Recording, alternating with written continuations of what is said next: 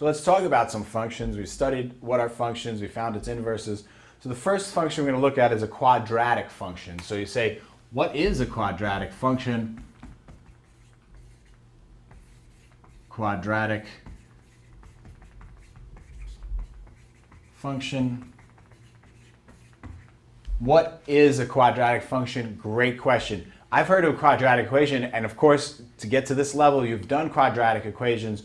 What's a quadratic function? Very similar to a quadratic equation, but let's see what the differences are. So here we are, f of x is equal to a to the x squared plus bx plus c. What makes, this is, you say, well, that looks exactly like a quadratic equation. What's the difference, you ask? Let's explain.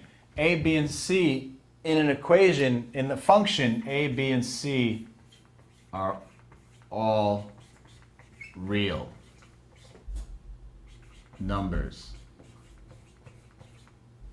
Okay, this is what makes it a function. Remember, with functions, we're only dealing with the reals, all right? We're not worried about the imaginary numbers, the i's, and all that's good stuff. So in a quadratic equation, you can have imaginaries in a quadratic equation.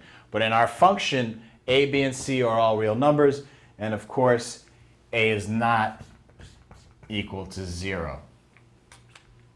Okay? So there's a big idea right now. Make sure that we know that a quadratic function, a, b, and c are all real numbers. And of course, a is not equal to 0, because if a was equal to 0, it wouldn't be quadratic, it'd be linear. Okay? So that's what makes it quadratic. And what makes it a function is that a, b, and c are all real numbers, no imaginaries for us.